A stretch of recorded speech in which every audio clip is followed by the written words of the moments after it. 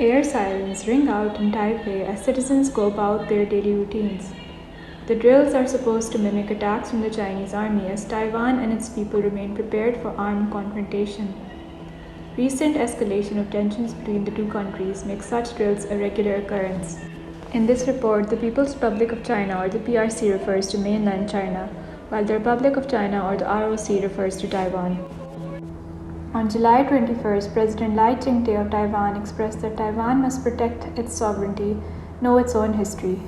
The People's Republic of China maintains that Lai is a separatist and is increasingly unwilling to cooperate on issues relating to nuclear sales.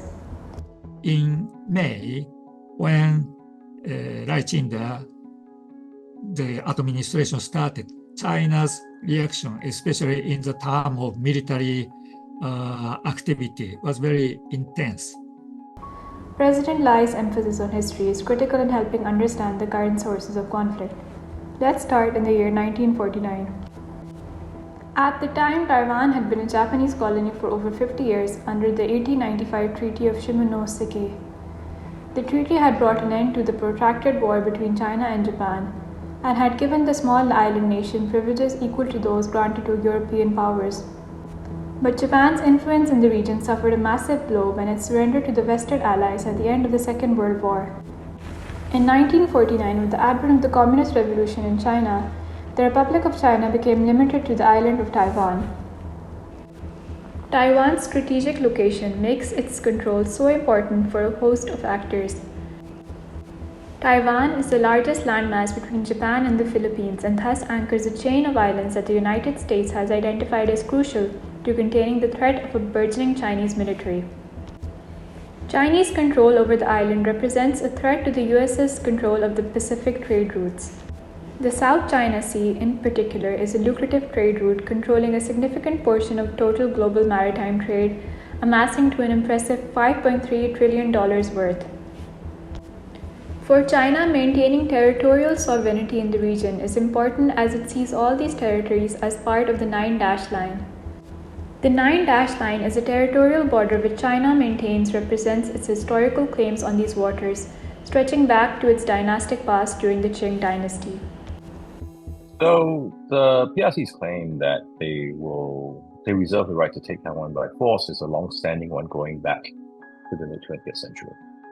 So Beijing has this view that a lot of the old Qing Empire's borders should be part of the current People's Republic of China, with the notable exception of Mongolia and parts of Siberia. Let's pan back to the Civil War to understand Chinese claims of sovereignty.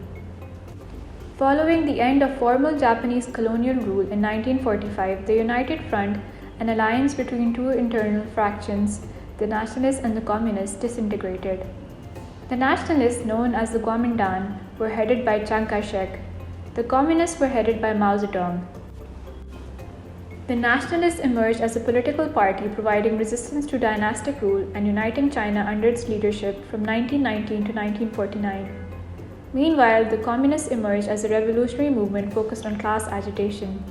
The conflict between the two parties ended with the eventual victory of the Chinese Communist Party on October 1, 1949, as Mao announced the creation of the People's Republic of China. Chiang Kai-shek and the nationalist faction fled to Taiwan, along with 1.5 million refugees sympathetic to the nationalist cause, where the Republic of China was formed. Despite being forced to flee to the island of Taiwan, Chiang Kai-shek's aspirations did not change. From his base in the small island, he maintained a seat of power, strengthening the Taiwanese military and sending out diplomatic missions to garner international support. He led the government of the Republic of China with the goal of reoccupying mainland China and spreading democracy to the center of communist power. The nationalists under him had enjoyed the tacit support of the United States in the conflict with the Chinese Communist Party. Taiwan, or the ROC, was formally recognized by the United Nations as the only Chinese representative and received the extension of formal recognition by a large majority of nations and non-communist states. In the early 1970s, the PRC lobbied to open up the Chinese market for international trade. The substantial economic promise which China's market held lured other countries into shifting their stance on recognizing Mao's government. The United Nations officially recognized the PRC as the one legitimate representative of China in 1971. Chiang Kai-shek's dream of conquering the Chinese mainland seemed farther and farther from reach. He died in 1975, following the death of Mao Zedong in 1976, ending the dispute between the late leaders of the warring parties. Taiwan's expulsion from the United Nations in 1971 and the subsequent isolation from the global arena prompted it to democratize. It formally ended martial law in 1987 and relaxed relations between the ROC and the PRC. Taiwan also changed its political climate by encouraging native Taiwanese participation and allowing political organization outside of the Kuomintang. This enabled the formation of the Democratic Progressive Party. The PRC and the ROC have also crossed swords over another issue of geopolitical importance: control of the Taiwan Straits. The straits are seen to be geographically and strategically significant given their proximity to both China and Taiwan. They represent an important base from which either camp can launch an attack to assert sovereignty over United China. Taiwan and China have launched into full-blown armed conflict on two separate occasions, 1954 to 1955 and 1958, with the threat of nuclear escalation in the second bout by Eisenhower. The United States has acted to protect its ideological and strategic interests in the islands, especially during the Korean War and the larger Cold War. For the US, Taiwan acts as a base of influence in the Pacific and a buffer between China and other East Asian nations sympathetic to the US. This anxiety was particularly heightened at the peak of the Cold War, when the threat of a communist invasion loomed over the US. So, what of the current political climate in Taiwan? The Democratic Progressive Party, the DDP, which is currently in power in Taiwan, gained popular vote banking on a rhetoric of freedom and democracy. The party started gaining momentum in the 1990s, and in 2000, their leader Chen Shu-bian was elected as president of the Republic of China. In the following year, the party was able to replace the Kuomintang as the largest party in the legislature for the first time since the formation of the ROC. But how has China responded to these developments? China regards DPP as a party of separatism or party of Taiwan independence. In 2014, current Chinese President Xi Jinping suggested a solution known as the One China, Two States policy. This was accepted by Hong Kong but rejected by Taiwan. The Taiwanese people protested the solution and any other bill seen as giving in to the pressure exerted by China. How has the contemporary situation evolved? The Taiwan's presidential election held in January produced new president Lai Ching-te, as you know, and then it means that the ruling party, Democratic Progress Party, has been taking power in Taiwan another 4 years. So altogether, it will become 12 years period of office in Taiwan. Tensions between the two countries are rising after the speech of the newly inaugurated President Lai Ching-te, who says he wants to protect Taiwan from any threat. Although the speech never directly references the military drills carried out by China, it has worsened relations between the two countries. The PRC has responded to the speech with increased military drills which are explicitly stated to test the ability to jointly seize power, launch joint attacks, and occupy key areas. Taiwan has responded to the PRC's increased presence in the Taiwan Straits with its own annual drills. So how are we to understand the rise in tensions from the perspective of the two countries?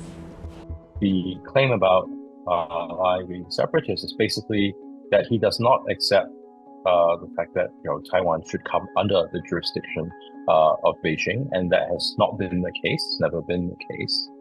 And in that light, Beijing, because it's not getting what they want, are painting Lai as a separatist. Now, the importance underlying this claim about separatists is that Beijing has a domestic law, this is the anti-secession law, that they claim gives them the ability to try to prevent the separation of what they see to be their territory. Now, that also gives them the sort of basis, the legal basis to punish who they see as Taiwan independence activists. Both Dr. Chong and Dr. Ogaswara emphasize how the DDP is not doing anything different from previous leaders of Taiwan. So why is this such a threat for the People's Republic of China right now? For Xi Jinping's government, this expression is seen as a provocation because of the threat to the One China policy.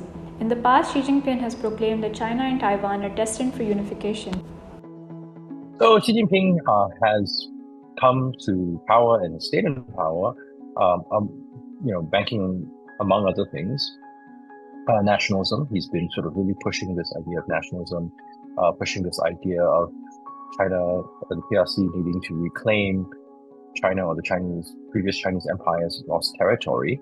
And so Taiwan is a component of that. And so that's become increasingly important for Xi. But I would note that it's not just Taiwan. The PRC has become increasingly insistent on its position in the East China Sea, on the Yellow Sea, and very evidently in the South China Sea. This is consistent with recent examples of China's expansion into the South China Sea. The UN refers to areas of the sea where states have exclusive rights to mine resources as exclusive economic zones. This recent expansion places China far outside its zone boundaries and into Taiwan's.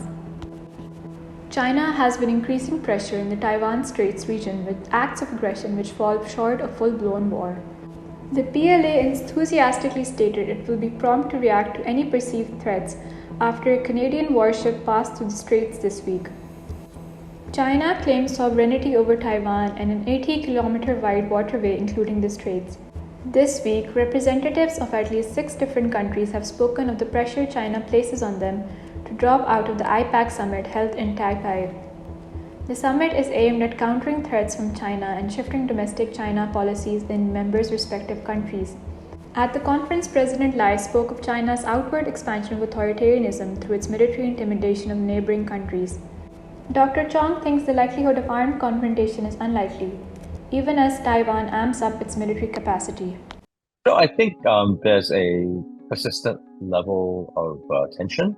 I don't see any change from the current situation. There may be some efforts to put a little bit more pressure. We would just have to live with this rather uncomfortable level of tension. But there may be limited risks of escalation at this time.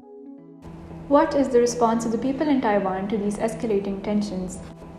What China is talking about, the independence of Taiwan, will not happen because among the Taiwanese voters, the independence, to support independence, has never reached overall majority. There is a certain number of people who would like to see Taiwan's independence, but according to the opinion poll, the figure is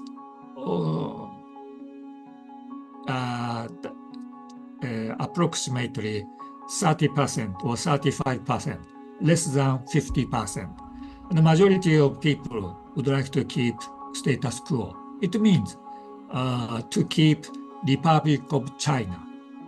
At the IPAC summit this week, President Lai emphasized how he supports the advancement of democracy and how a threat from China is a threat to the whole world.